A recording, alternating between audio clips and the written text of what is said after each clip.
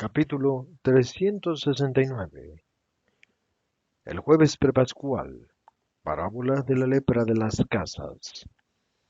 Y en el camino de regreso hacia la casa de Juana, estando un poco aislados en medio de la gente que se aglomera en los caminos y que separa unos de otros a los componentes de la nutrida comitiva que sigue a Jesús, Pedro, que va con el maestro y con los dos hijos de Alfeo, pregunta: Ahora que podemos hablar un poco entre nosotros, Señor, ¿me dices una cosa que estoy pensando desde ayer por la noche? Sí, Simón. Dime de qué se trata y te responderé. Ya desde ayer por la noche pienso en la gracia especial que concedes a Juan en Antigonio. Es muy grande esa gracia, ¿eh? Es una cosa única, exclusivamente para él. Y la verdad es que Cíntica también merece mucho. Y en fin, hay mucha gente magnífica que merecería verte y que no te ve sino cuando está a tu lado. Nosotros, por ejemplo, qué consolados nos habríamos sentido cuando nos has mandado por los caminos y hemos atravesado momentos en que una palabra tuya nos habría sacado de la incertidumbre, pero a nosotros no vienes nunca. ¿Por qué esta diferencia? Concluyendo, tú, Simón mío, ¿estás un poco celoso? No, hombre, no. Pero, bueno, querría saber tres cosas. ¿Por qué a Juan de Endor? Si solo a él, y si no existe la posibilidad de que un día nos suceda también a nosotros. A mí, por ejemplo, que te vea milagrosamente y sepa de tu boca cómo actuar. Te respondo, a Juan, porque es un espíritu lleno de buena voluntad, que, no obstante, tiene debilidades, más bien de tipo físico, que podrían derrumbar el edificio de su elevación a Dios que él ha construido. ¿Ves, amigo mío?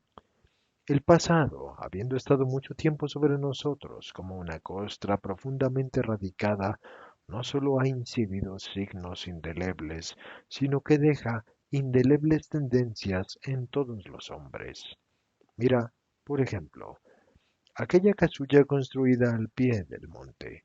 Las aguas del suelo, las que corren monte abajo durante las lluvias, se han filtrado lentamente en ella. Ahora hay sol caliente, y lo habrá durante meses. Pero el moho que ha penetrado en la argamasa estará siempre presente, cual una mancha de lepra. La casa ha sido abandonada por haber sido declarada leprosa. En otros tiempos menos irrespetuosos, la casa habría sido demolida según la ley. ¿Por qué le ha acaecido este desastre a la pobre casa? Porque los propietarios no se han preocupado de disponer zanjas alrededor para no permitir que las aguas se estancaran en la base, para desviar, lejos del lado que apoya en el monte, las aguas que bajan. Ahora la casa no solo es fea, sino que está minada por la humedad. Si un hombre voluntarioso se preocupara de hacer esos trabajos y luego la limpiara bien, y raspara las paredes, y cambiara los adobes enmohecidos por otros nuevos, podría ser usada todavía, pero de todas formas presentaría unas debilidades tales que un terremoto sería la primera en derrumbarse. Juan ha estado durante años penetrado de los venenos del mal del mundo. Ha puesto los medios con su voluntad para desterrarlos de su alma revivida, pero en la base, escondida en la carne, en la parte inferior, han quedado debilidades. El espíritu está fuerte, pero su carne es débil. Y la carne se desata incluso en tempestades cuando sus fomites se juntan con los elementos del mundo capaces de zarandear el yo. Juan, qué remoción de partículas del pasado por cuanto ha sucedido. Yo le ayudo en la resistencia, en la depuración, en la victoria sobre el pasado que tiende a resurgir. Doy consuelo a su excesivo sufrimiento en la manera que puedo, porque lo merece, porque es justo ayudar a una voluntad santa que sufre el asalto de toda la iniquidad del mundo. ¿Te convences? Sí, maestro. ¿Y solo te muestras a él? Jesús sonríe, mirando a Pedro, que a su vez lo mira desde abajo y parece un niño observando la cara de su padre. Responde, no solo a él, también a otros que están lejos, construyéndose su santidad fatigosamente y solos. ¿Quiénes son? No es necesario saberlo. Santiago de Alfeo pregunta, y a nosotros, por ejemplo, cuando estemos solos, a saber cuánto, atormentados por el mundo, ¿no nos vas a ayudar con tu presencia? Van a tener al Paráclito, con sus luces. De acuerdo, pero yo no lo conozco, y creo que no lograré jamás comprenderlo. Tú es otra cosa. Diré, oh, el Maestro, y te preguntaré lo que hay que hacer con la seguridad de que eres tú. Dice Pedro, y termina, el Paráclito, demasiado excelso para este pobre pecador y para este pobre pescador. ¿Quién sabe lo difícil que habla y lo ligero que es? Un soplo que pasa. No sé si alguno se dará cuenta siquiera. Yo necesito un buen meneo, un grito, para que mi cocota se despierte y pueda entender. Pero si te me apareces tú, te veo y entonces prométeme, o mejor a todos, prométenos, que te nos vas a aparecer también a nosotros, pero así, ¿eh? De carne y sangre, que se te vea bien y se te oiga mejor. ¿Y si lo hiciera para regañar? No importa, al menos, ¿verdad vosotros dos? Al menos sabríamos lo que tendríamos que hacer. Los dos hijos de Alfeo asienten. Pues os lo prometo, a pesar de que, creedlo, el Paráclito sabrá hacer que las almas de ustedes lo entiendan, pero iré yo a decirlos. Santiago, haz esto o haz aquello. Simón Pedro, no está bien que hagas esa otra cosa. Judas, fortalécete para estar preparado para esto o para aquello. Muy bien, ahora estoy más tranquilo. Y ven a menudo, ¿eh? Porque yo estaré como un pobre niño desamparado que no hará sino que llorar y hacer cosas no buenas. Y casi casi Pedro ya se echa a llorar desde ahora. Y Judas Tadeo pregunta, ¿no podrías hacerlo para todos desde ahora? Quiero decir, para los que dudan, para los culpables, para los desleales. Quizás un milagro. No, hermano. El milagro hace mucho bien, especialmente el milagro de ese tipo, cuando se da a tiempo y en el lugar oportuno, a personas no maliciosamente culpables.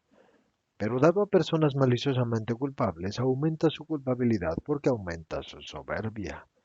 Toman el don de Dios como una debilidad de Dios, que les suplicaría a ellos, a los orgullosos, permitir amarlos, y toman el don de Dios como un producto de sus grandes méritos, y se dicen a sí mismos, Dios se humilla conmigo porque soy santo. Entonces es la ruina completa, la ruina, por ejemplo, de un Marcos de Josías, y con él de otros. Ay de aquel que entra por este camino satánico. El don de Dios se transforma en él en el veneno de Satanás.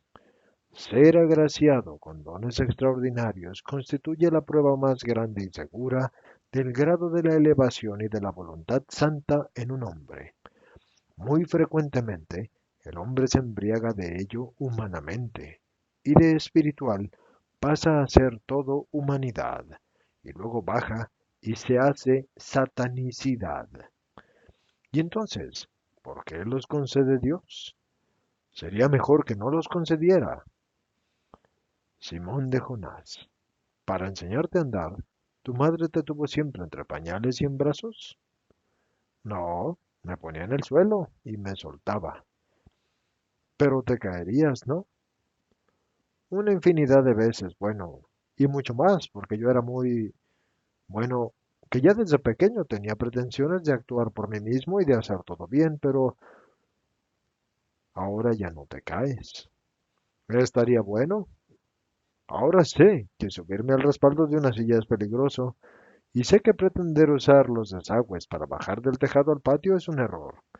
Sé que querer volar desde la higuera hasta dentro de mi casa como si fuera un pájaro es una cosa de locos. Pero de pequeño yo no lo sabía. Y lo que es un misterio es que no me matara. Pero poco a poco fui aprendiendo a usar bien las piernas y la cabeza. Entonces Dios ha hecho bien, dándote piernas y cabeza, y tu madre dejándote aprender sufriendo en ti las consecuencias, ¿no? Am, claro está. Lo mismo hace Dios con las almas. Les da los dones. Y como una madre, advierte y enseña. Pero luego cada uno debe razonar por sí mismo sobre cómo usarlos. Y si es deficiente mental, Dios no da los dones a los deficientes mentales. A estos los ama, porque son infelices, pero no les da aquello de cuya posesión no tendrían conciencia.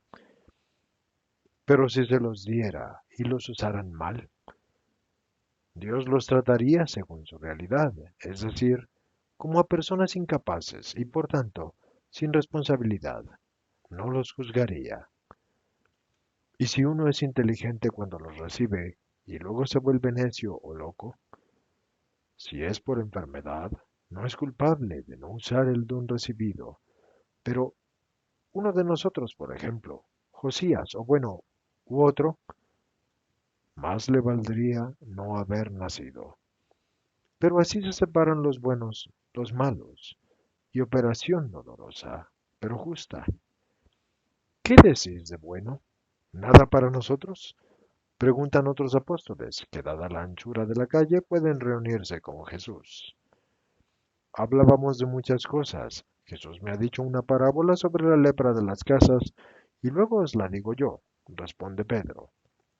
De todas formas, qué supersticiones, ¿eh? Dignas de aquellos tiempos. Las paredes no cogen lepra. Los antiguos ignorantes aplicaban a vestidos y a paredes propiedades animales, cosas ridículas, que nos hacen ridículos, dice con aires de sabio Judas Iscariote. No son, como dices, Judas, bajo la apariencia, que era como era necesaria para las mentes de aquel tiempo, hay una finalidad grande, formada de santas previsiones, como muchos otros preceptos del viejo Israel, preceptos orientados a la salud del pueblo. Conservarse en un pueblo es deber de los legisladores, es honrar a Dios y servirle, porque el pueblo está constituido por criaturas de Dios, y no se le debe desatender de la misma forma que no se desatiende ni a los animales ni a las plantas. Las casas, definidas leprosas, no tienen, es verdad, la enfermedad carnal de la lepra, pero tienen defectos de construcción y de ubicación que las hacen malsanas y que se manifiestan con las manchas definidas. Lepra de las paredes, con el paso del tiempo se hacen no solo malsanas para el hombre, sino que también peligrosas porque están expuestas a un fácil derrumbamiento. Y por eso bien prescribe la ley y ordena abandonarlas y reconstruirlas, e incluso destruirlas, si una vez reconstruidas vuelven a aparecer enfermas. Hombre, pero un poco de humedad, ¿qué va a hacer? Se seca con braseros. Y la humedad no aparece externamente y el engaño aumenta, y la humedad aumenta por dentro y mina. Y un buen día se derrumba la casa y sepulta a sus habitantes. Judas, Judas, mejor tener excesiva vigilancia que ser imprudentes.